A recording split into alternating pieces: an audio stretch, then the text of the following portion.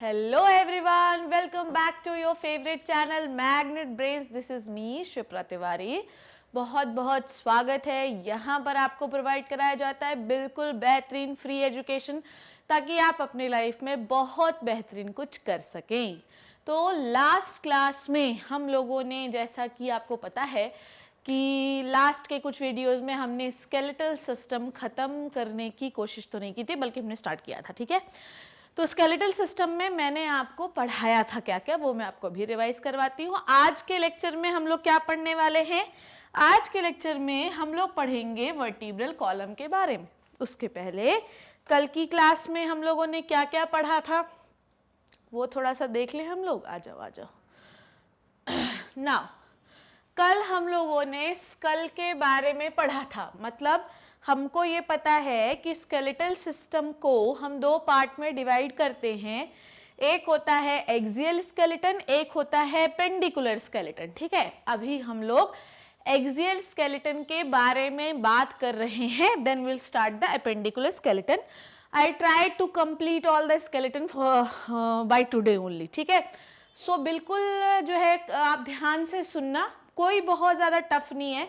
हड्डियों के नाम भी कोई बहुत ज़्यादा क्रिटिकल नहीं है, आसान है, याद करे जा सकते हैं, कोई टेंशन वाली नहीं है. मैं आपको याद कराऊंगी, कोई टेंशन नहीं लेना. ठीक है, चलो देखेंगे ध्यान से.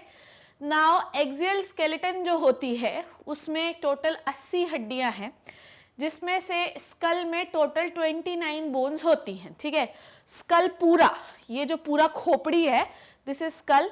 स्कल में ऊपर जो क्रेनियम होता है उसमें होती हैं 8 हड्डियां. फेशियल बोन है आपकी 14. उसके बाद आपकी कानों में होती हैं 6 हड्डियां, 3 इधर और 3 इधर, और लास्ट में होती है हायोइड बोन. ठीक है, so we have different types of bone present into our school.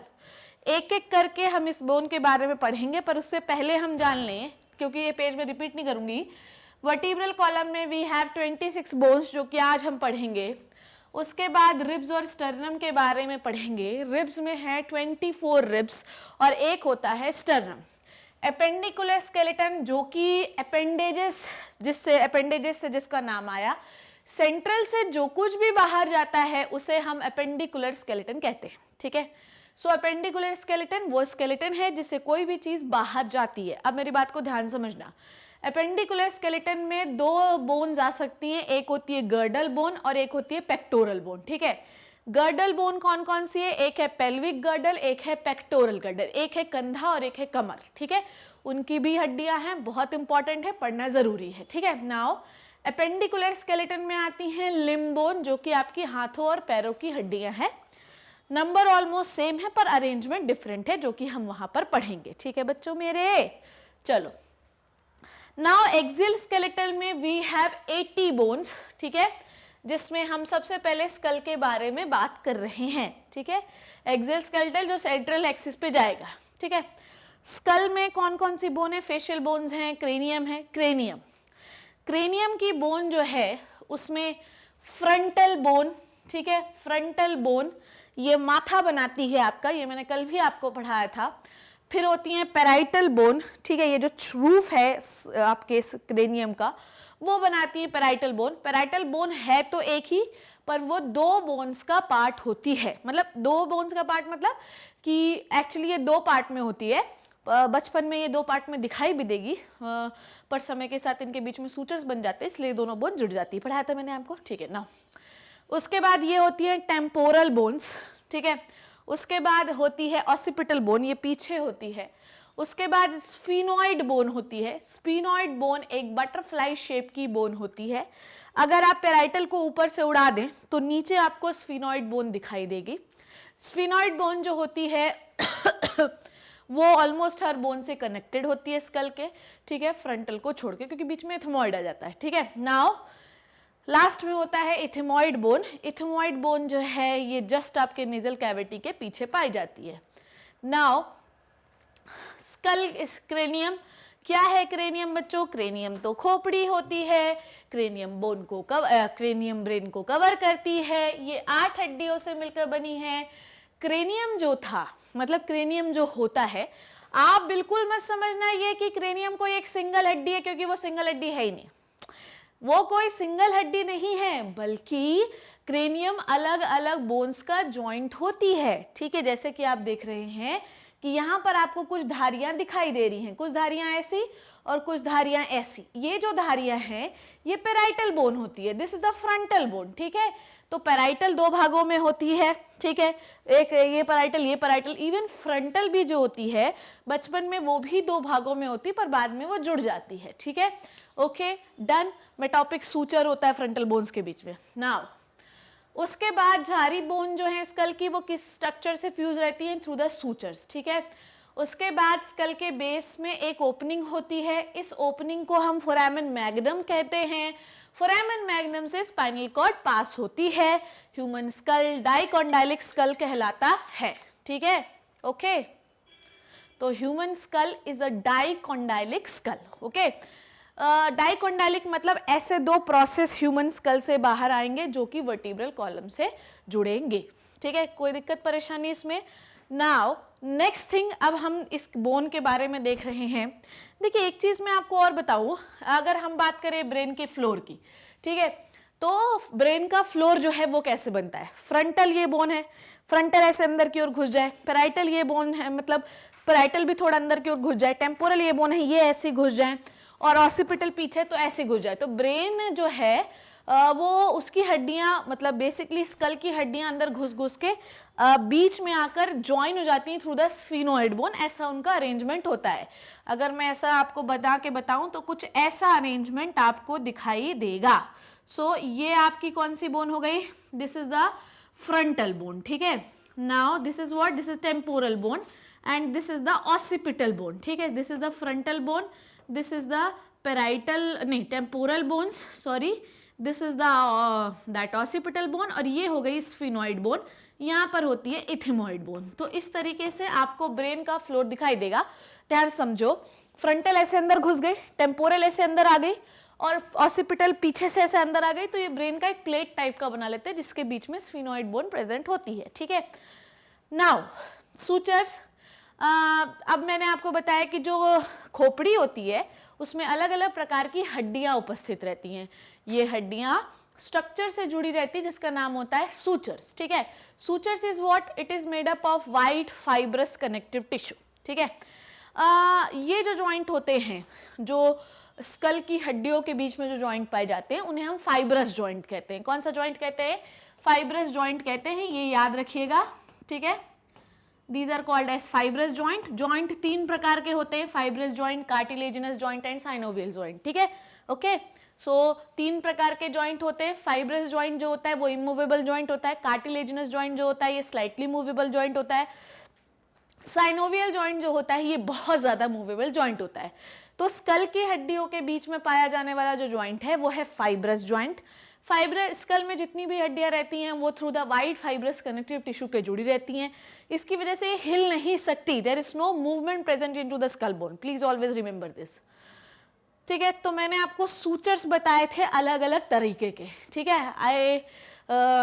मतलब yesterday I was telling you कि ऐसा ऐसा ऐसा ऐसा होता है, पर अपन को मैं ये बात करनी है कि सूचर्स कितने प्रकार के होते हैं, इसके लिए मैंने आपको ये इमेज भी दिखाई थी। देखिए सबसे पहले होता है आपकी फ्रंटल बोन के बीच में सूचर्स। हालांकि आपको फ्रंटल बोन एक दिखाई देती है, पर बचपन में ऐसा नहीं होता, एम्ब्रियोनिक स्टेज में ऐसा नहीं होता। फ्रंटल बोन भी दो भागों में डिवाइड रहती है, और वो जिस सूचर से जुड़ी रहती है उसका नाम होता है मेटॉपिक सूचर। ये भी मैंने आपको बताया था, व्हाइट फाइब्रस कनेक्टिव टिश्यू से जुड़े होते हैं। उसके बाद याद रखिएगा दो पेराइटल बोन्स के बीच में जो सूचर होता है वो होता है सेजिटल सूचर, ठीक है। उसके बाद आपका फ्रंटल और पेराइटल के बीच में जो सूचर होता है वो होता है कोरोनल सूचर। उसके बाद आपका दैट पेराइटल और ऑसिपिटल के बीच में जो सूचर होता है वो होता है लिम्बोइड सूचर। फिर मैंने आपको बताया था फ्रंटनेल के बारे में। आपका जो स्कल होता है बचपन में वो कार्टिलेजिनस होता है, इवन मैं कार्टिलेजिनस क्या, वहां पर बोन का फॉर्मेशन नहीं होता अच्छे से, ऑसिफिकेशन नहीं होता। वो एरिया जहां पर बोन का फॉर्मेशन अच्छे से नहीं होता उसे आप कहते हैं फ्रंटनेल एरिया। अभी हड्डियां अच्छे से नहीं बनी हैं, तो डिलीवरी के टाइम जब बच्चे की डिलीवरी होगी तो अगर स्कल अच्छे से ऑसिफाइड होगा, अच्छे से हड्डियां बनी होंगी, तो स्कल को निकालने में बहुत ज़्यादा टेंशन होगी। तो इसके लिए क्या होता है कि उसके पास जो उसका स्कल है जहाँ पे पैराइटल बोन्स होती है उनके बीच, जो पैराइटल बोन होती है वो अच्छे से ऑसिफाइड होकर नहीं जुड़ी होती, उनके बीच में ऐसे ऐसे गीला गीला सा ऐसे लिचलिचा होता है, ताकि थोड़ा सा कंप्रेस किया जा सके मुंडी को, स्कल को, ताकि आसानी से बच्चे को बाहर किया जा सके। ये मैंने आपको बताया था। नाउ मैंने आपको फेशियल बोन्स के बारे में बताया था, ठीक है। फेशियल बोन्स देखिए, फेशियल बोन्स को कैसे पढ़ते हैं, कैसे पढ़ाया था मैंने आपको। फेशियल बोन को will start from there and then will end up here, ठीक है। सो फेशियल बोन पहली कौन सी बोन है, मैंडिबल। कौन सी बोन होती है, मैंडिबल, ठीक है। मैक्सिला और मैंडिबल ये दोनों जॉ बोन्स होती हैं। मैंडिबल जो होती है ये लोअर जॉ की बोन होती है, ठीक है। Mandible is what, it is the jaw bone, वो भी लोअर जॉ की बोन होती है, ठीक है। नाउ ये कौन सा बोन है स्कल का, this is a temporal bone, is it. ये कौन सा बोन है अपना, टेम्पोरल बोन। अब ये जो टेम्पोरल बोन है ये आपके निचले जबड़े से जुड़ा हुआ रहता है, तो it will make the temporomandibular joint, ठीक है। टेम्पोरोमैंडिबुलर जॉइंट, ठीक है, temporomandibular joint. Okay, what is a temporomandibular joint? A joint which is present in between the temporal, this bone, and the lower jaw. This is called as temporomandibular joint. Temporomandibular joint is the strongest joint. ठीक है, ये सबसे ज्यादा strongest joint होता है आपकी पूरी body का।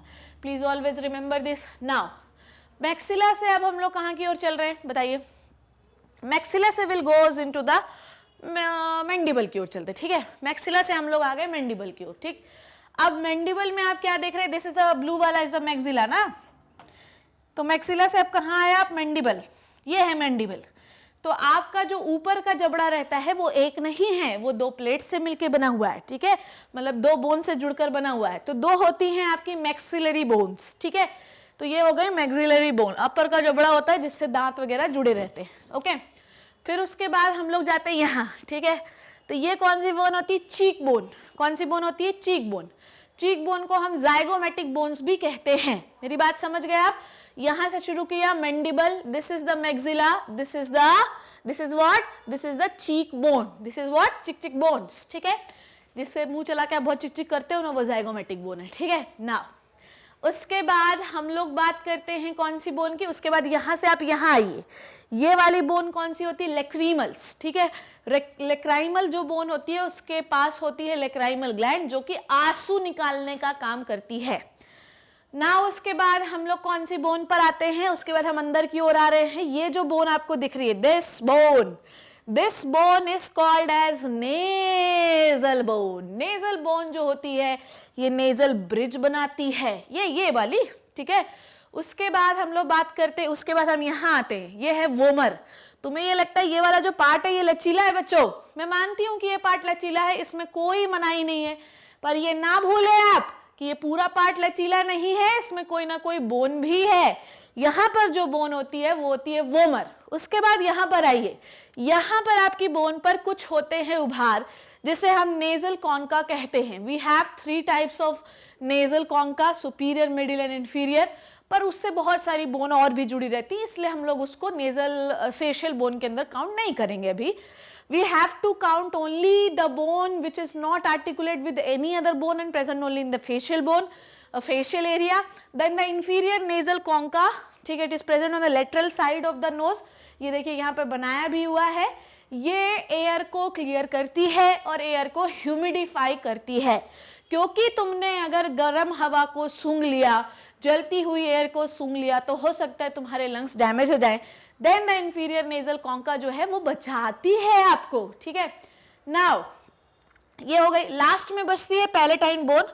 आप अपनी जीभ को ऊपर लगाइए, जो हार्ड आपको फील होता है, it is called as palatine bone, ठीक है। तो we have started from there mandible, this is the maxilla, this is the zygomatic, this is the lacrimal, this is the nasal, this is the nasal concha, this is the vomer, and last one is the palatine, ठीक है। So every bone is the paired bone, her bone एक दूसरे से जुड़ी हुई है accept mandible से। Mandible is the only bone जो कि किसी और से आर्टिकुलेट नहीं कर रही है, ठीक है। आर्टिकुलेशन का मतलब फेशियल बोन, किसी और फेशियल बोन से, ठीक है। नाउ वोमर एंड मैंडिबल ये दो बोन्स हैं अपने पास. Now we have different types of bone, बाकी सारी पेयर्ड हैं सिवाय मैंडिबल और वोमर को छोड़कर. Done done done done. Now next thing, ear ossicles. देखिए ईयर ऑसिकल्स मैंने आपको कल भी पढ़ाया था, जिसमें मैंने आपको बताया था मिस बोन. ठीक है, miss bone. Okay, miss bone में सबसे पहली जो हड्डी है वो है मैलियस. क्या है? मैलियस. मैलियस आपको कैसे देखो क्या है बेटा, ये है ईयर पिन्ना. ये मैंने कल भी आपको बताया था ना. This is the ear pinna, this is the external ear. ठीक, this is what, this is the external ear. Now this is the middle ear, this is the middle ear, this is the eardrum. ठीक है, अब आप एक चीज देखोगे ध्यान से. ये वाली जो बोन है सबसे पहले आती है मैलियस. ओके, मैलियस जो होती है ये हैमर शेप की होती है. कैसी होती है ये? हैमर शेप की, हथौड़े के आकार की होती है. ठीक है, ओके. नाउ मैलियस, इंकस और स्टेपिस, ये तीनों बोन्स जो हैं ये सीरियली अरेंज होती हैं, एक के बाद एक होती है. आप इसमें क्या देख रहे हो? आप इसमें ये देख रहे हो कि जो मैलियस है इसका साइज सबसे बड़ा है. ठीक है, उसके बाद इंकस जो है इसका साइज थोड़ा उससे छोटा है, और स्टेपिस जो है इसका साइज उससे भी छोटा है. मतलब लार्जर टू स्मॉलेस्ट की ओर चल रहे हैं इन द डिक्रीजिंग ऑर्डर. सबसे बड़ी मैलियस और सबसे छोटी स्टेपिस. इवन स्टेपिस जो होती है ये सबसे छोटी हड्डी होती है. इनके पास एक मसल होती है which is called as stapedius, and it is also the smallest muscle of the body. Now what is the role of 3 ear ossicle? क्या रोल है इन तीनों ईयर ऑसिकल्स का? इन तीनों ईयर ऑसिकल्स का काम होता है बच्चों साउंड का एम्प्लीफिकेशन करना. ठीक है, क्या करना? साउंड का एम्प्लीफिकेशन करना. Done done done done. तो इन तीनों हड्डियों का काम होता है साउंड का एम्प्लीफिकेशन करना. ओके, नाउ ये करती क्या है कि जो भी साउंड यहां से ट्रेवल करके आ रहा है, जो भी साउंड यहां से ट्रेवल करके आ रहा है, सबसे पहले वो ईयर ड्रम पे टकराता है. ईयर ड्रम से वो आता है मैलियस पे. मैलियस सबसे बड़ी हड्डी है. वो जैसे ही साउंड को ट्रैप करती है वो तुरंत उसे किसको दे देती है? इंकस को.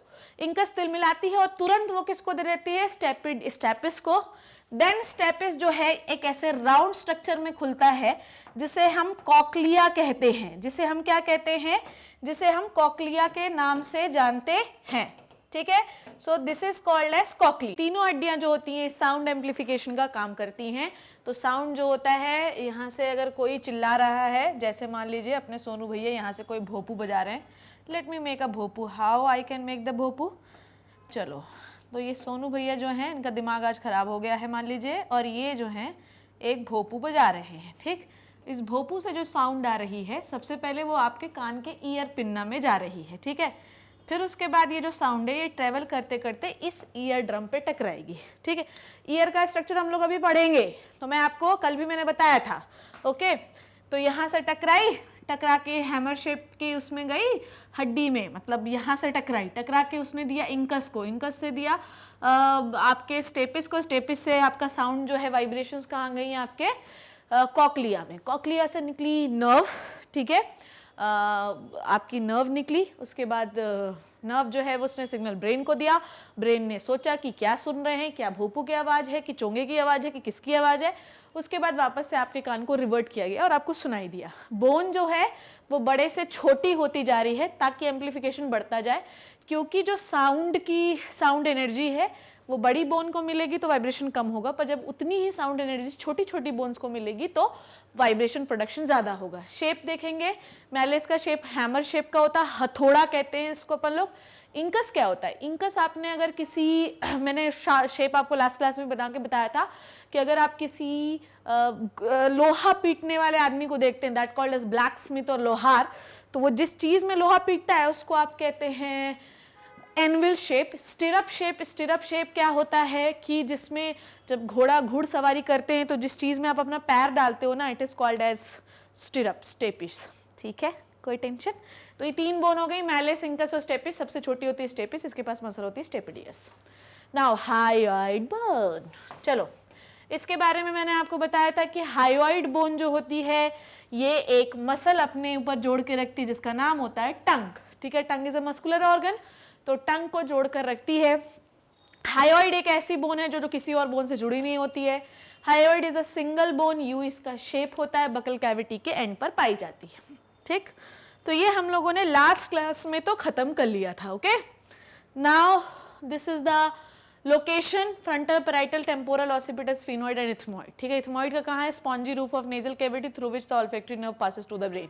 ठीक है, तो अगर मैं ऑल्फैक्टरी का पोजीशन आपको बताऊं दैट इथमोइड का, तो ये क्या हो गई है अपनी, ये हो गई अपनी फ्रंटल बोन। ठीक है, फ्रंटल बोन, ये हो गई अपनी टेम्पोरल बोन, और ये हो गई अपनी ऑसिपिटल बोन। ठीक है, तो यहाँ पर अपन बना देते हैं, ये कौन सी हो गई अपनी फ्रंटल बोन, और ये बोन हो गई अपनी टेम्पोरल बोन। ठीक है, टेम्पोरल बोन। ठीक है, ये हो गई अपनी कौन सी बोन?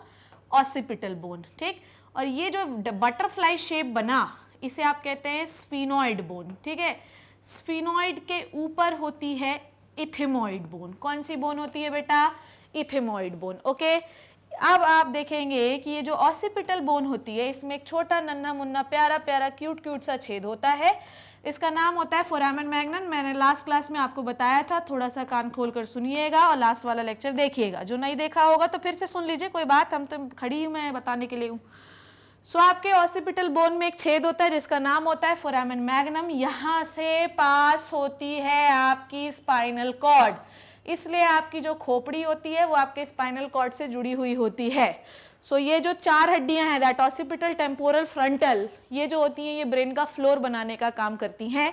स्फीनोइड बटरफ्लाई शेप की बोन है जो कि इन टेम्पोरल, फ्रंटल और ऑसिपिटल से जुड़ी हुई होती है। ओके, और उसके जस्ट ऊपर होता है इथेमोइड बोन। ठीक, so we have learn the bone of cranium and facial and unpaired hyoid. ना आज अपने को क्या पढ़ना है बच्चों? आज ये हो गए, देखो, nasal 2, maxilla 2, zygomatic 2, zygomatic cheek bone, चिक चिक चिक। ओके, लेक्राइमल आंसू की बोन, पैलेटाइन जबड़े, कठोर वाले जबड़े की बोन। ठीक है, इंफीरियर नेजल कोंका, ये वाली बोन जो एयर को ठंडा करती है। वोमर, आपके नाक की टिप की बोन। मैंडिबल, लोअर जबड़े की बोन। मैक्सिला, अपर जबड़े की बोन। नेजल, ब्रिज की बोन। इतने याद रखना, अनपेयर्ड है वोमर और मैंडिबल, बाकी सब पेयर्ड बोन होती हैं। नाउ आज की कक्षा में क्या पढ़ना है? आज की कक्षा में हम लोग लर्न करेंगे वर्टिब्रल कॉलम के बारे में। बहुत आसान है, कोई टेंशन नहीं है, 2-4 बार पढ़ेंगे, 2-4 बार कॉपी में लिखेंगे तो यूं ही याद हो जाएगा, यूं ही उंगलियों में। ठीक है, नाउ वर्टिब्रल कॉलम जो है ये, इसको हम बैकबोन कहते हैं। ठीक है, बैकबोन कहलाती है ये, कोई टेंशन नहीं है। आपके एक्सियल स्केलेटन का पार्ट है, इसमें भी कोई परेशानी नहीं, ये हमारे एक्सियल स्केलेटन का पार्ट होती है। ये हमारी 26 सीरियली अरेंज वर्टिब्री से बनी होती है। How many vertebrae? 26 serially arrange vertebrae से बनी होती है। नाउ मैंने आपको बताया था कि सपोज दैट ये आपका क्या है? खोपड़ी है। ठीक है, खोपड़ी के पीछे एक छेद है जिसे हम फोरामेन मैग्नम कहते हैं, इससे आपकी स्पाइनल कॉर्ड बाहर आती है। ठीक है, ये आपकी हो गई स्पाइनल कॉर्ड। स्पाइनल कॉर्ड के ऊपर एक प्रोटेक्टिव बोन्स होती हैं, एक नहीं बहुत सारी प्रोटेक्टिव बोन्स होती हैं जिन्हें हम वर्टिब्री कहते हैं। क्या कहते हैं? वर्टिब्री। ठीक है, वर्टिब्रा भी कह सकते हैं। So what is the vertebra? It is the serially arranged bones present into the back area. It is also called as backbone. It is also called as vertebral column. तो कोई tension नहीं है इसमें। Okay, now अब ध्यान से समझेंगे मेरी बात को। तो इसे हम बैकबोन कहते हैं। ओके, नाउ इसके पास 26 सीरियली अरेंज वर्टिब्री होती हैं, लगातार 26 अरेंज होती हैं। नाउ हमारी जो वर्टिब्री होती है, ध्यान से समझेंगे, उनके बीच में एक छेद होता है which is called as intervertebral foramen. Foramen कहीं मैंने बोला मतलब छेद के बारे में मैं बात कर रही हूँ। तो आपकी वर्टिब्री में छेद होते हैं जिन्हें हम इंट्रावर्टिब्रल फोरामेन कहते हैं, जिससे वर्टिब्रल आर्टरी पास होती है। नाउ दो वर्टिब्रीज के बीच में, ठीक है, इसको कैसे बनाए अपन लोग? देखिए, दो वर्टिब्रीज के बीच में, ठीक है, दो वर्टिब्रीज के बीच में एक डिस्क प्रेजेंट होता है। ठीक है, disc, let me select the highlighter. ठीक, एक डिस्क प्रेजेंट होता है, it is like this only. Okay, एक डिस्क प्रेजेंट होता है जिसे हम फाइब्रस कार्टिलेज का बना हुआ डिस्क कह सकते हैं, ठीक है। इसे हम इंट्रावर्टिब्रल डिस्क भी कहते हैं, इंट्रावर्टिब्रल डिस्क, ठीक है। Okay, done done done done. So इसे हम इंट्रावर्टिब्रल डिस्क भी कहते हैं, ठीक। तो इन दोनों के बीच में फाइब्रस कार्टिलेज होता है। कार्टिलेजिनस जो जॉइंट होते हैं, देखिए इन दोनों के बीच में कौन सा जॉइंट है, इन दोनों के बीच में जो जॉइंट है बच्चों, उसे हम कार्टिलेजिनस जॉइंट कहते हैं, ठीक है। कार्टिलेजिनस जॉइंट मतलब कार्टिलेज बीच में होगा, तो इन दोनों के बीच में है कार्टिलेजिनस जॉइंट, ये याद रखिएगा। इन दोनों के बीच में है कार्टिलेजिनस जॉइंट जो कि स्लाइटली मूवेबल जॉइंट होता है, ठीक है। So there are two vertebrae, इनके बीच में कार्टिलेजिनस जॉइंट होता है, it is a slightly movable joint. तो आप अपनी वर्टिब्रीज को या वर्टिब्रल कॉलम को बहुत ज़्यादा तो it's the time to dust को करके इधर उधर पलटा नहीं सकते। और अगर आप ऐसा कर रहे हैं मतलब बॉडी बहुत फ्लेक्सिबल है, और ऐसा नहीं है कि आप जाके आज ही मैडम आपको दिखाई देंगे हम कि हमारी वर्टिब्रल कॉलम फ्लेक्सिबल है तो तोड़ डाले वर्टिब्रल कॉलम, नहीं, ऐसा नहीं करना है। आपकी वर्टिब्रल कॉलम स्लाइटली फ्लेक्सिबल होती है और जो कार्टिलेजिनस जॉइंट होते हैं ये स्लाइटली फ्लेक्सिबल ही होते हैं बेटा। फाइब्रस जॉइंट फ्लेक्सिबल नहीं होते, कार्टिलेजिनस जॉइंट होते हैं ये फ्लेक्सिबल होते हैं, और जो साइनोवियल जॉइंट होते हैं वो तो फ्रीली मूवेबल होते हैं, ठीक है। ये समझ में आया। What is the need of this cartilaginous joint? ये एक पैड जो है, जो इंटरवर्टिब्रल डिस्क है, इसका क्या मतलब होता है? देखिए क्या होता है कि हम कंटिन्यूसली खड़े हुए हैं, ठीक है। अब हड्डी के ऊपर हड्डी रख दोगे तो फिर हम ऐसे झुकते हैं, फिर हम ऐसे उठते हैं, फिर हमको ऐसा कभी हमको खो खो खेलना है, कभी हमको वॉलीबॉल खेलना है, तो जिसकी वजह से आपकी जो वर्टिब्रीज होती हैं वो हमेशा हिलती रहती हैं। अब अगर बोन के ऊपर बोन रख दोगे तो बोन घिसने और बोन टूटने का वो बहुत ज़्यादा रहता है चांसेस। तो दोनों वर्टिब्रीज के बीच में पाया जाता है इंट्रावर्टिब्रल डिस्क। इंट्रावर्टिब्रल डिस्क दो वर्टिब्रीज को टूटने से बचाने का काम करता है, ठीक है। मतलब टूटने नहीं, एक्चुअली घिसने से बचाने का काम करता है। ये जो जॉइंट रहता है, जैसे कभी कभी आपने सुना होगा, जैसे मेरी मदर ही हैं तो उनका जो लंबर वर्टिब्री का जो इंटरवर्टिब्रल डिस्क है वो धीरे धीरे घिसने लगा है। तो जब वो खड़ी होती हैं तो उनको कमर में एक बहुत स्टिफनेस फील होती है, क्योंकि बीच में जब आप एक के ऊपर एक बोन खड़ी होगी ना तो एक स्टिफनेस, एक कड़कपन आपको फील होगा, जिसकी वजह से आप सही तरीके से काम नहीं कर पाओगे, ठीक है। सो ये आपको समझ में आया इंटरवर्टिब्रल डिस्क का फंक्शन। देखिए वर्टिब्रल कॉलम में हमको पढ़ने के लिए तो बहुत कुछ है, बहुत सारे प्रोसेसेस हैं उसमें, पर वो सब आपकी 11th क्लास के लिए इंपॉर्टेंट नहीं है। देखिए जिस चीज़ को पढ़ने के लिए 4-4, 5-5 लाख रुपया लोग दे रहा है वो आपको हम फ्री में पढ़ा रहे हैं। फ्री में पढ़ाने का मतलब ये नहीं है कि मैं आपको कुछ भी पढ़ा दूँ, मैं वही पढ़ाऊँगी जो एग्जाम में आने वाला है। फालतू पढ़ने के लिए तो पूरी दुनिया पढ़ी है, पूरी जिंदगी पढ़िए, पढ़ते रहो, पर मैंने जो पढ़ाया वो एग्जाम में आएगा और वही पढ़ना चाहिए। नहीं तो वर्टिब्रल कॉलम के मैं वर्टिब्रीज के स्ट्रक्चर बताने लगूं, ऐसे जुड़ती है बताने लगूं, वो सब नहीं आते, ठीक है। नाउ देखिए वर्टिब्रल कॉलम में we have groups of vertebrae, ठीक है। हम गर्दन की वर्टिब्री, नेक की वर्टिब्रीज के बारे में बात कर रहे हैं। अच्छा, आपको ये समझ में आया ना कि वर्टिब्रल कॉलम है क्या? वर्टिब्रल कॉलम जो होती है ये सीरियली अरेंज हड्डियों का ग्रुप होती है, 26 होती हैं, जिसमें 7 जो हड्डियां हैं वो हैं आपकी गर्दन वाले एरिया में, ठीक है। ये आपके कहाँ पर हैं? गर्दन वाले एरिया पर पाई जाती हैं, ठीक है। 7 वर्टिब्रीज होती हैं, ओके। नाउ आप ये वाले एरिया में छाती का, अब आप ऐसे खड़े हो गए तो आपके पिछले हिस्से में है पूरी वर्टिब्रल कॉलम। अब आपके छाती के पिछले हिस्से में, छाती के पिछले हिस्से में जो वर्टिब्रीज आती हैं उन्हें आप कहते हैं थोरैसिक वर्टिब्री। इसको मैं चेस्ट वाला एरिया लिख दूं, back portion of the chest, कोई दिक्कत तो नहीं होगी। ये मैजिकल बोर्ड कभी कभी बहुत ज़्यादा मैजिकल हो जाता है, ठीक है। So back of the chest, ठीक है, इतने एरिया में ये पाई जाती है, ठीक है, इतने एरिया में ये पाई जाती है, ओके। नाउ लंबर वर्टिब्री, कमर की वर्टिब्रीज के बारे में, ठीक है। बैक, ठीक, कमर की हड्डी सबसे बड़ी हड्डी होती है, ठीक है, सबसे मजबूत हड्डी होती है। पूरा शरीर, ठीक है, जैसे मान लो कि किसी का वजन 150 किलो है, पर ऐसा थोड़ी कि वो 150 किलो वजन उठ नहीं पा रहा, वो चल रहा है बाकायदा, कोई टेंशन नहीं है। तो जो आपके शरीर का वजन है वो आपकी लंबर वर्टिब्रीज के ऊपर होता है।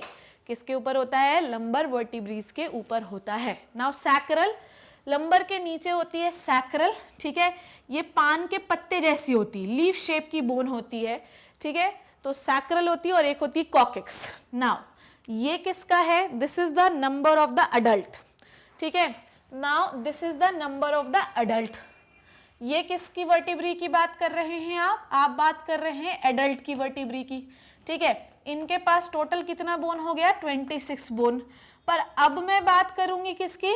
चाइल्ड की वर्टिब्रीज के बारे में, कि एक छोटे बच्चे में कितनी वर्टिब्रीज होती हैं। देखिए, सर्वाइकल उनके पास भी 7 होती हैं, थोरैसिक उनके पास भी 12 होती हैं, लंबर उनके पास भी होती हैं 5। पर अब कहानी रुकेगी आपकी यहाँ पर। सैक्रल, ये वाली बोन, सैक्रल बच्चों में होती हैं 5 और कॉकेक्स होती है 4, ठीक है। आई बात समझ में? तो 5 5 10 12 22 22 4 26, 26 और 7, 26 और 7 कितना हो गया? जोड़ लो, कितना हो गया? 33, ठीक है। तो टोटल 33 जो बोन्स होती हैं वो होती हैं एक चाइल्ड के, जो कि बहुत ही छोटा है, अभी इतना ग्रो नहीं हुआ है। देखिए क्या होता है कि जब आप छोटे रहते हैं, जब बच्चा छोटा रहता है तो वो लेटा रहता है, अभी उसकी बॉडी खड़ी नहीं है, तो रीढ़ की हड्डी पर किसी भी प्रकार का कोई प्रेशर नहीं है। मेरी बात समझो, अभी बच्चा जो है लेटा हुआ है, दुनियादारी से विमुक्त है, पर जैसे जैसे वो खड़ा होगा वैसे वैसे वो प्रेशर बनाएगा अपनी वर्टिब्रीज में। तो नीचे वाली जो वर्टिब्रीज हैं, सैक्रल और कॉक्सिल, जो कॉकेक्स जो वर्टिब्री है, ये फ्यूज हो जाएगी, ठीक है। सैक्रल जो होती है ये 5 शेप की पाई जाती है, ये 5 बोन का फ्यूजन है। और कॉकेक्स को हम लोग टेल बोन भी कहते हैं। क्या कहते हैं हम लोग इसको? टेल बोन भी कहते हैं, ठीक है। तो वेस्टिजियल ऑर्गन, जब वेस्टिजियल पार्ट में, ये हमारा वेस्टिजियल पार्ट है, हमारे पास कॉक्सियल बोन है, पर एज सच इसका कोई वर्क नहीं है। पर आदि मानव में, ठीक है, आदि मानव में इसका काम था। आदि मानव लोग, आदि मानव भी नहीं है एक्चुअली, बंदर में ये सब डिवाइडेड रहती है और पूंछ बनती है, ठीक है। इतनी बात आपको समझ में आई? नाउ लेट्स स्टार्ट, आगे बढ़ते हैं। देखिएगा, so how many vertebrae we have? We have 7 cervical vertebrae, ठीक है। ये कितनी है अपने पास? Let me change the colour, okay. ये है अपने पास 7, ये है अपने पास 12, ठीक। ये है लंबर अपने पास 5, सैक्रम जो है ये अपने पास है 1 और कॉकेक्स है अपने पास 1। ये चीज इसमें भी लिखी हुई है 7 12 5 1 1। इसको आप ऐसा भी लिख सकते हैं C7 T12, ठीक है, TH12 लिख लो, T12 लिख लो, कुछ भी, थोड़ा सा मैं क्लियर करके लिख दूं इसको। सो इसका फॉर्मूला कैसे लिखेंगे? C7 T12 L5 S1 C1, ठीक है, ओके। ये किसका फॉर्मूला हो गया? ये एडल्ट का हो गया, ठीक। चलो, तो ये हो गया, इतनी वर्टिब्रीज होती हैं हमारे पास। नाउ अब एक एक करके हम वर्टिब्रीज के बारे में बात कर रहे हैं। चलिए देखिए, सर्वाइकल वर्टिब्रीज कौन सी होती हैं? गर्दन के हिस्से पर पाई जाने वाली पहली 7 वर्टिब्रीज, ठीक है। देखो इधर बनाया हुआ है, देखेंगे। सो देखो, तो ये हो गया, this is C1, this is Atlas, this is axis, okay, this is Atlas and this is the axis. ये फर्स्ट वर्टिब्री का नाम होता है सर्वाइकल वर्टिब्री पे एटलस, और दूसरी का नाम होता है axis. This is C3, this is C4, this is C5, C6 and C7, ठीक है, ओके। तो यहाँ पर 7 वर्टिब्रीज आपको दिखाई दे रही हैं। दोनों वर्टिब्रीज के बीच में आपको दिखाई दे रहे हैं जॉइंट, ठीक है। थ्रू इसको ही आप fibrous cartilaginous, white fibrous connective tissue का बना हुआ जॉइंट है, ठीक है। White fibrous cartilage, we have 3 types of cartilage, yellow, hyaline, elastin and that hyaline and that white fibrous, ठीक है। तो हाइलिन, ये इलास्टिन होता है येलो, हाइलिन होता है green, which is the weakest cartilage, and whitish होता है आपका वाइट फाइब्रस कार्टिलेज, ठीक है। तो ये होते हैं वाइट फाइब्रस कार्टिलेज, जो कि सारी वर्टिब्रीज को जोड़ने का काम करते हैं, ठीक है। तो सर्वाइकल वर्टिब्री मेरे लल्ला कितनी है? 7। तो गर्दन पर रीढ़ की हड्डी में कितना हड्डी है भैया? 7, ठीक है। हम 7 हैं। ओके कहाँ पर प्रेजेंट होती हैं बेटा? ये प्रेजेंट होती है नेक रीजन में। पहली वर्टिब्री का नाम क्या है? एटलस। ओके नाउ अब आपको ये वाला एरिया दिखाई दे रहा है, look at this area, look at this area. ठीक, नाउ जो आपकी ऑसिपिटल बोन होती है उसमें ऐसे दो निकले हुए प्रोसेस होते हैं जो इधर पे जाके फंस जाते हैं। ठीक है, ये देखो दिख रही है जगह आपको, यहाँ पर जाके फंस जाते हैं। तो आपकी गर्दन उसी दो जगहों से जुड़ी हुई है वर्टिब्रल कॉलम से, जिसे आप कहते हैं डाइकोंडाइलिक स्कल। ठीक है, तो ऑसिपिटल पे वी हैव टू कॉन्डाइल, ऐसे निकला हुआ process which is called as condyle. It will articulates with the vertebral column and make the dicondylic skull. ठीक है, नाउ अब समझो, देखोगे एटलस। ठीक है, अब इसके ऊपर कौन सी बोन है भैया मेरे? इसके ऊपर जो है, इसके ऊपर कौन सी बोन पाई जा रही है? इसके ऊपर जो बोन पाई जा रही है उसका नाम है ऑसिपिटल। ठीक है, अब एटलांट, ये कौन सी बोन है? एटलस। एटलस और ऑसिपिटल के बीच में, ठीक है, एटलस और ऑसिपिटल के बीच में जो जॉइंट होता है इसे हम कहते हैं एटलांटो ऑसिपिटल जॉइंट। क्या कहते हैं? Atlanto occipital joint. ठीक है, एटलांटो ऑसिपिटल जॉइंट ये एक प्रकार का पाइवोट जॉइंट होता है। Pivot is a type of synovial joint जिसमें एक बोन स्थिर रहती है और दूसरी बोन उसके ऊपर ताक धिनादिन धाक करती है। समझे आप? ये जॉइंट्स के बारे में हम लोग पढ़ेंगे, कोई टेंशन ना को लेना। ठीक है, तो ये प्रकार का साइनोवियल जॉइंट होता है पाइवोट। तो एक बोन एटलस स्थिर है और उसके ऊपर जो ऑसिपिटल बोन है जो आपके स्कल को ताक धिनादिन धाक कराती जा रही है, पर एक्सिस एक ही होगा। आप अपनी बोन को ना ऐसा ही घुमा सकते हैं। अच्छा, आप अपनी बोन को ऐसा घुमा सकते हैं, ये सब ठीक है। तो मैं अभी क्या बता रही थी आपको? Atlanto occipital joint. ठीक है, तो atlanto occipital joint pivot joint होता है जो बोन को ऐसा कर सकता है। ठीक है, ये this is like this pivot joint. एक बोन स्थिर है, एक ही प्लेन पर आप एक बोन को हिला रहे हैं। This is the pivot joint और atlanto occipital joint. Now second जो जॉइंट होता है इसे आप यस जॉइंट कहते हैं। देखो यहाँ पे लिखा गैस जॉइंट। गैस थोड़ी बनानी भैया, गैस तो डाइजेस्टिव सिस्टम में बनाएंगे, गैस नहीं है ये। ठीक है, ओह सॉरी, ये गैस नहीं है, ये यस जॉइंट है। कौन सा जॉइंट है? यस जॉइंट होता है। यस जॉइंट किसके बीच में पाया जाता है? पहली वर्टिब्री एटलस और पहली वर्टिब्री एटलस और ब्रेन का ऑसिपिटल, क्रेनियम के ऑसिपिटल बोन के बीच में। इसे हम एटलांटो ऑसिपिटल जॉइंट या यस जॉइंट कहते हैं। दूसरी वर्टिब्री कौन सी है? एक्सिस। दूसरी वर्टिब्री कौन सी है?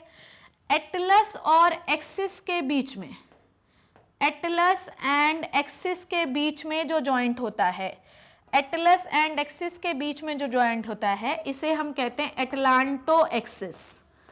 ठीक है, या इसे हम एटलांटो एक्सियल जॉइंट कहते हैं। क्या कहते हैं हम लोग इसको मेरे भैया? ठीक, इसे हम कहते हैं एटलांटो एक्सियल जॉइंट। क्या कहते हैं इसको हम लोग? Atlanto axial joint. So atlas और एक्सिस के बीच में जो जॉइंट पाया जाता है इसे हम कहते हैं एटलांटो एक्सियल जॉइंट। कोई दिक्कत? इसे हम नो जॉइंट कहते हैं। नो नो, तो आप नो किसकी वजह से बोल रहे हैं? There is a joint between the first and second vertebrae. Yes क्यों बोल रहे हैं? It is joint between the occipital bone and the atlas. So ये समझ में आया आपको?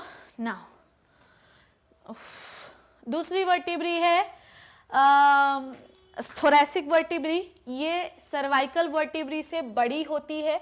Okay, 12 thoracic vertebrae which contain site for the attachment of ribs. ठीक है, 12 जो थोरैसिक वर्टिब्री होती हैं, 12 जो थोरैसिक वर्टिब्री होती हैं मेरे बच्चों, वो 12 थोरैसिक वर्टिब्री क्या अटैच करती हैं अपने साथ? वो 12 थोरैसिक वर्टिब्री अपने साथ जुड़वाती हैं रिब्स को पीछे से। समझ गए आप मेरी बात को?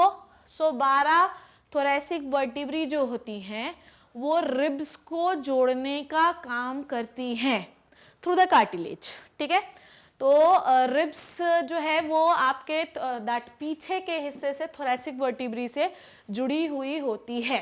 ठीक है, ये बात आपको याद रखना है। ये सर्वाइकल वर्टिब्री से बड़ी होती है, ये 12 होती है। ये क्या करती है? थोरैसिक वर्टिब्री रिब केज की 12 रिब्स होती हैं, इनको पीछे से जोड़ने का काम करती है।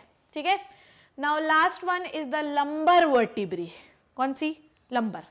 लंबर वर्टिब्री सबसे बड़ी वर्टिब्री होती हैं, सबसे स्ट्रॉन्गेस्ट वर्टिब्री होती हैं, सबसे थिकेस्ट वर्टिब्री होती हैं। पूरा शरीर का वजन, पूरा शरीर का वजन लंबर पर ही खड़ा हुआ है। तो जब शरीर का वजन बहुत ज्यादा हो जाता है तो कमर में दर्द का अनुभव होता है कि नहीं होता? अरे बोलो ना, बिल्कुल होता होगा। तो आपको जो कमर में दर्द का अनुभव हो रहा है वो लोड की वजह से हो रहा है जो लंबर वर्टिब्री पे पड़ रहा है। So this is the cervical, 7 12 thoracic, 5 lumbar. अब हम लोग पढ़ेंगे सैक्रम और कॉक्सिक्स के बारे में। आ जाओ, देखेंगे सैक्रम जो हड्डी होती है ये आपके पेल्विक रीजन में उपस्थित होती है। पेल्विक रीजन मतलब बच्चों कमर वाले एरिया में उपस्थित होती है। फीमेल सैक्रम जो होता है वो चौड़ा होता है जबकि मेल सैक्रम छोटा होता है। अब इसका डायग्राम देखेंगे, आप देखोगे ये वाली जो बोन आपको दिखाई दे रही है, दैट वन, ठीक है, दिस इज द सैक्रम। ठीक है, सैक्रम जो होता है इससे आपके, अच्छा आपको यहाँ पर भी दिखाई दे रहा होगा, सैक्रम कहीं बनाया है, अच्छा यहाँ पे आप देख नहीं पा रहे हैं कि यहीं पे देखते हैं हम लोग। ये जो हड्डी आपको दिखाई दे रही है, this one, this is the sacrum. ठीक है, सैक्रम जो होता है ये इसी से आपका थाई वाला एरिया अरेंज रहता है, मतलब आपकी जो कमर होती है वो यहीं से जुड़ी होती है। सैक्रम महिलाओं का चौड़ा होना बहुत ज़रूरी है क्योंकि वो 9 महीने तक अपने बच्चे को पेट में रखती हैं। ठीक है, जिसकी वजह से थोड़ा उनको नीचे वाला एरिया, यूट्रस वाला एरिया चौड़ा करना पड़ता है, इसलिए सैक्रम चौड़ा होता है, दैट्स इट। ठीक है, नाउ सैक्रम में कितनी हड्डी रहती? 5 5 जुड़कर 1 हो जाती है। ठीक है, 4 और 5 coccygeal bone unite together and ये बनाती है एक bone which is called as coccygeal bone, इसे हम टेल बोन भी कहते हैं। ठीक है, ये एक वेस्टिजियल बोन है, इसका अब कोई काम नहीं है। ठीक है, नाउ अब हम लोग क्या पढ़ेंगे? अब हम लोग पढ़ेंगे कर्व्स के बारे में।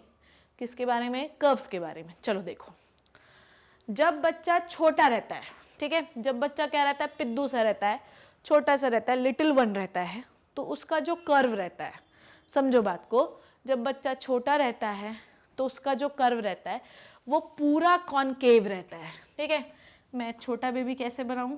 पर लेटेड भी, मान लो कि ये कोई छोटा बेबी है, इसका पूरा कर्व जो रहेगा वो कैसा रहेगा? कॉनकेव। कॉनकेव मतलब ऐसा, समझो बात को, ध्यान से देखो। वर्टिब्रल कॉलम कभी भी सीधी नहीं हो सकती।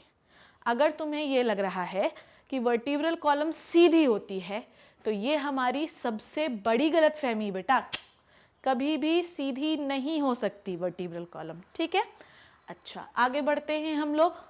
वर्टिब्रल कॉलम आप जब छोटे बच्चे थे, जब आपका जन्म हुआ, समझे आप, जब आप छोटे बच्चे थे और जब आपका जन्म हुआ तब आपकी वर्टिब्रल कॉलम जो है वो ऐसी कोई कर्व वाली नहीं थी। ठीक है, आपकी वर्टिब्रल कॉलम बिल्कुल स्ट्रेट थी।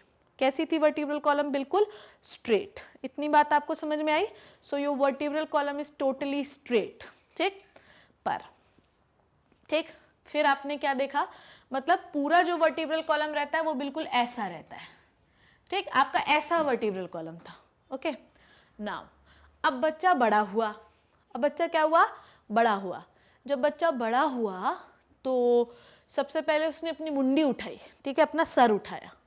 जब अपना सर उठाया, आपने देखा होगा कि जो माएँ होती हैं वो बच्चों की बहुत अच्छे से मालिश करती हैं ताकि ये जो बोन जो कि स्ट्रेट है उसमें अच्छे से ऑसिफिकेशन हो सके और जो बॉडी है, जो बोन्स हैं वो उस पर खड़े हो सके। ठीक है, मतलब बोन सीधी हो सके, मतलब कर्व्स बन सके, सीधी बात ये है।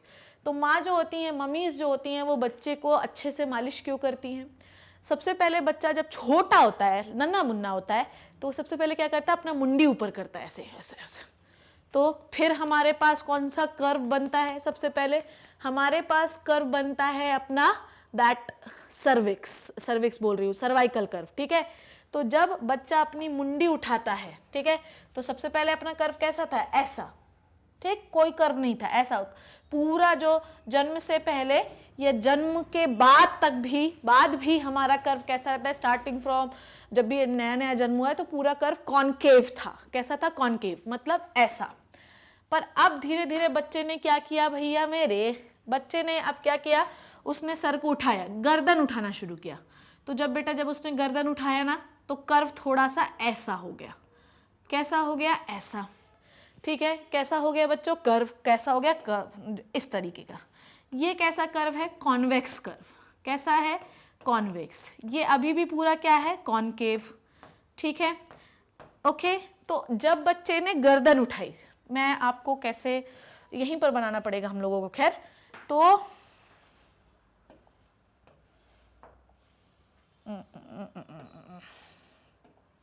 देखिए यहां पर बना के बताती हूं आपको। जब बच्चे का जन्म हुआ तब बच्चे का कर्व कैसा था वर्टिब्रल कॉलम का, ऐसा, ठीक है। बर्थ के समय, यहां लिख दे रही हूं बर्थ, ठीक। पूरा कैसा है, होल कॉनकेव, होल कॉनकेव, ठीक है। अब क्या हुआ, बच्चे ने सिर उठाया, हेड होल्ड किया, हेड होल्ड किया तो क्या हुआ बताइए मुझे, हेड होल्ड किया तो ये कर्व डेवलप हुआ, ठीक है।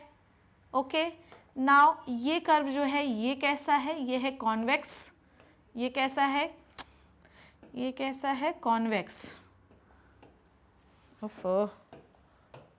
ठीक। तो ये कैसा है, कॉन्वेक्स, ठीक है। बाकी पूरा कैसा है अभी, कॉनकेव। फिर से अब बच्चे ने क्या किया, ठीक है, बच्चा बड़ा होगा ना, हमेशा ऐसी थोड़ी मुंडी उठा के घूमता रहेगा।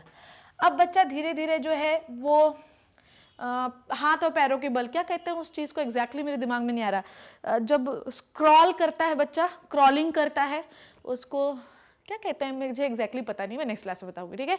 जब दो पैर और दो हाथों से चलता है बच्चा, ऐसे ऐसे ऐसे क्रॉलिंग करता है बच्चा, तो आपका, और उसके बाद धीरे धीरे वो सपोर्ट लेके खड़ा भी होना शुरू करता है, तो एक और कर्व डेवलप होता है, ठीक है। तो एक अपना यहाँ पे बना रही हूँ, ध्यान से देखिए, एक तो अपना कर्व ऐसा बन ही गया था, ठीक है। दूसरा ये ऐसा रहेगा ही, ठीक। उसके बाद एक ऐसा कर्व बनना शुरू हो जाता है, ठीक। उसके बाद बच्चा क्या हो गया, खड़ा हो गया। जब बच्चा खड़ा हो गया तो एक कर्व ऐसा, हाँ आपको दिख नहीं रहा होगा, चलो, तो जब क्या कर रहा है बच्चा, क्रॉल कर रहा है, ठीक है। जब वो दो हाथ और दो पैरों से चल रहा है, क्यूट है, अभी क्यूट दिख रहा है, तो आपका कर्व ये डेवलप तो हो ही गया था, एक ये डेवलप हुआ और एक ऐसा डेवलप हो गया, ठीक है। जब बच्चा क्या कर दिया, खड़ा हो गया, स्टैंड अप हो गया, स्टैंड अप हो गया, तब आपका कर्व कैसा हो गया, it is like this only, ठीक है। तो जब बच्चा खड़ा हो जाता है तो आपका कर्व ऐसा हो जाता है। अब let me explain you now. अब हम लोग क्या करेंगे, अब देखो बर्थ के समय कोई कर्व नहीं है, बेचारा लेटा हुआ है, उसके बाद दे उसकी मम्मी ने मालिश की, ठीक है, तो उसकी गर्दन उठने लगी, गर्दन उठने लगी तो सबसे पहला कर्व बना जिसे हम लोग कहते हैं बच्चों मेरे, सर्वाइकल कर्व। क्या कहते हैं इसको हम लोग, इसे हम कहते हैं सर्वाइकल कर्व, ठीक है। सर्वाइकल कर्व कैसा होता है, कॉन्वेक्स, कैसा होता है, कॉन्वेक्स। देखो ऐसा ही बना है, ये देखो कॉन्वेक्स, ठीक है। उसके बाद जो कर्व है वो है कॉनकेव, पूरा बॉडी कॉनकेव है, ठीक है। उसके बाद बच्चा क्या करता है, क्रॉल। जब वो क्रॉल करता है तो कमर उठाने की कोशिश करता है, तो यहाँ पर ये कौन सा कर्व है बच्चों मेरे, सर्वाइकल कर्व, ठीक है। ये है सर्वाइकल कर्व और ये है थोरैसिक कर्व।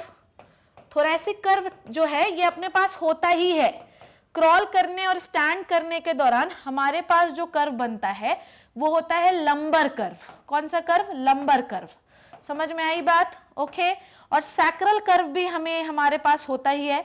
लंबर और थोरैसिक कर्व ये होते हैं कॉन्वेक्स, बाकी सारे कर्व आपके पास होते हैं कॉनकेव, ठीक है।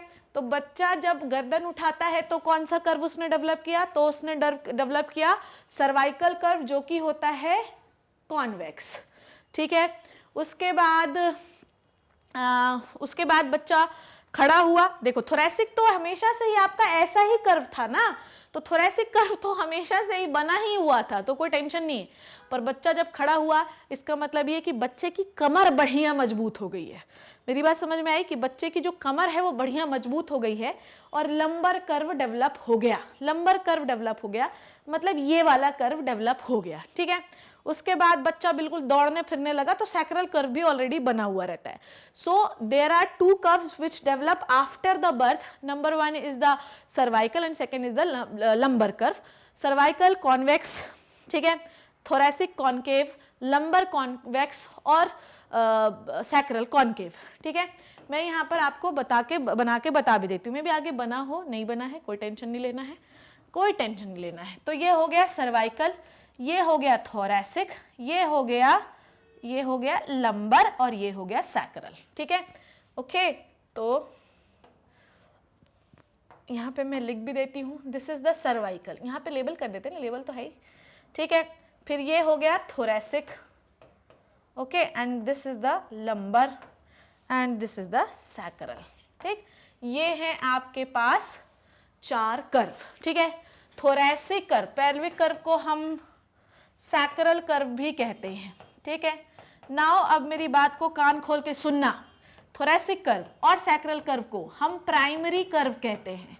क्या कहते हैं बच्चों मेरे? Primary curve. जबकि सर्वाइकल और लंबर को हम क्या कहते हैं? हम इसे कहते हैं सेकेंडरी कर्व। काय के लिए कहना सेकेंडरी कर्व? क्यों कहना? क्योंकि ये जन्म के बाद डेवलप होते हैं। तो अगर कोई बच्चा ऐसे, अच्छा आपने देखा होगा कि बच्चा ऐसे तुरंत गर्दन नहीं उठा लेता, ऐसे बच्चा उठाता तो ऐसे ऐसे हिलता रहता है ना। जब तक गर्दन की हड्डियां मजबूत नहीं हो जाती बच्चा गर्दन नहीं खड़ी कर सकता। ऐसे ही बच्चा जब चलता है तो कैसे हिलता रहता है, ऐसे ऐसे हिलने लगता है। फिर जब वो कुछ कुछ पकड़ पकड़ के चलता है, जब तक लंबार कर्व जो है कमर की हड्डियों के कर्व डेवलप नहीं हो जाते तब तक वो चल भी ढंग से नहीं सकता। उसके बाद अपने को देखो, अपन गर्दन भी उठा लेते, लंबर चला भी लेते, मतलब दोनों सब कर्व है ना अपने पास। नाउ ये सब मिटाती हूँ। अच्छा, एक और चीज मैं आपको पढ़ाना चाहती हूँ, वो देखिए क्या है, डिफेक्ट्स इन कर्व। यहाँ पे लिखती हूँ, ध्यान से देखना, डिफेक्ट्स इन कर्व, ठीक है। अब देखना, अगर कोई इंसान को इन कर्व्स में डिफेक्ट हो जाए, ठीक है, इन कर्व्स में क्या हो जाए? डिफेक्ट हो जाए, तब बहुत परेशानी होती है, बहुत परेशानी। देखो क्या परेशानी है, देखो।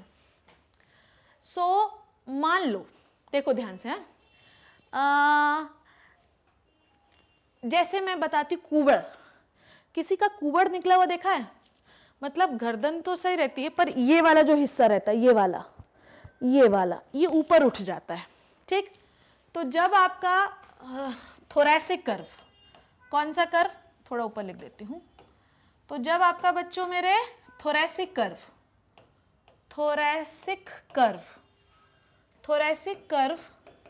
कैसा डेवलप हो जाए?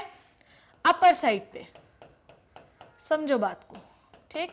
तो जब आपका थोरैसिक कर्व ऐसा डेवलप हो जाए, ठीक है, तो अब आपका थोरैसिक कर्व जो यहाँ पे जो हड्डियां हैं वो ऐसे डेवलप हो गई हैं। तो अब आप ना क्या होगा, ऐसे you are doing like this, ठीक। तो आपका कुबड़ निकल गया है। तो थोरैसिक कर्व्स का ऊपर की ओर आ जाना और ऊपर चले जाना, दिस इज कॉल्ड एज कुबड़। इंग्लिश में हम लोग इसको कहते हैं काइफोसिस। मैं किसी और कलर से लिखती हूँ, ठीक है। इंग्लिश में हम इसे कहते हैं काइफोसिस। मेरी बात समझे आप? कि अगर आपकी बॉडी में, फिर से समझो, अगर आपकी बॉडी में ये वाला थोरैसिक कर्व ऊपर हो जाए, मतलब कर्व जो है नॉर्मली आपका थोरैसिक कर्व कैसा है? ऐसा ही तो है, ठीक है, कॉनकेव है ना, वो और कॉनकेव हो जाए, ऊपर की ओर चला जाए, तो अब आप ऐसे हो जाएंगे। This is called as kyphosis, कुबड़ कहते हैं इसको। नाउ अब मैं आपको बताती हूँ लार्डोसिस, ठीक है। लार्डोसिस क्या है? लार्डोसिस, कभी आपने किसी प्रेग्नेंट वुमेन को देखा है? प्रेग्नेंट वुमेन को अगर आप देखेंगे तो उनका पेट हमेशा it is like this only, ठीक है।